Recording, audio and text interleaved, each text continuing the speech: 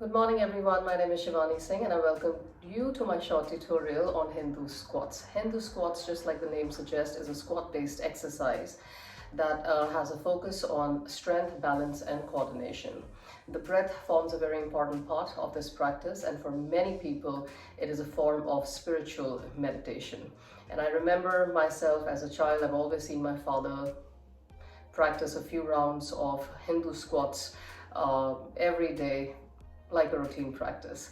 So a lot of memories come back of my father when I think about Hindu squats, and I will take you to a few rounds of the practice.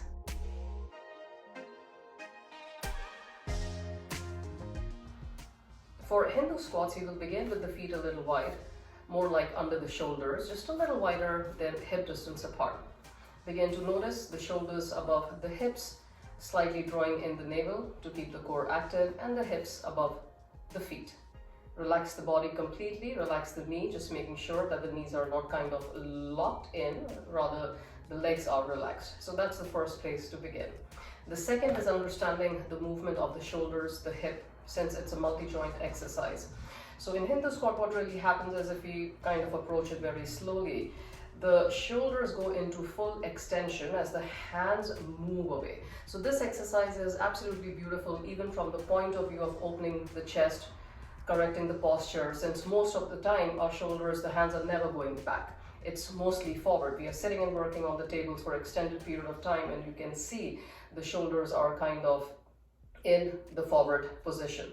So from here, just taking the hands back, open the chest and begin to flex the hips, lift the heels as you come into a squat position. So once we come into a squat, the shoulders are again over the hips, the spine is nice and long, and you can notice that the knees are in its full range of motion. So this is a very natural way to sit, and we are working the entire knee joint, the ankle mobility, and at the same time working on a nice upright posture. So let's do stand up, same thing. We will just push into the toes, lift the hips and bring the heels to the ground. Now comes the breath part of the practice.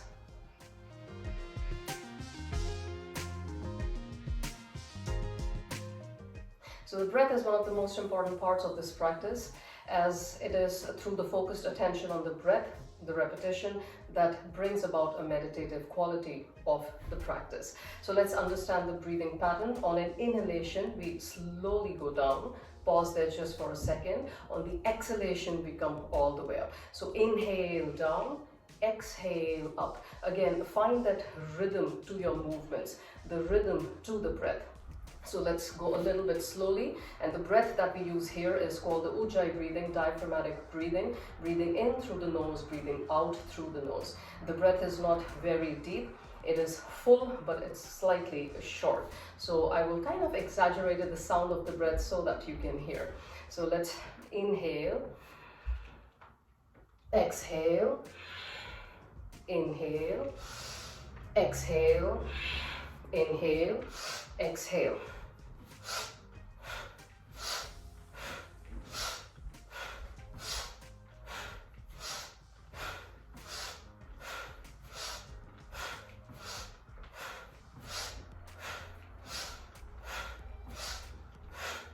And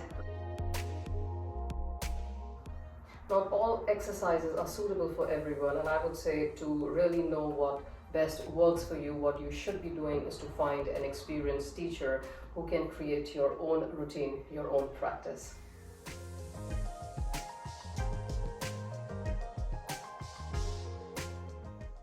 So there is no definite answer for that. I would say apply a rule of 3.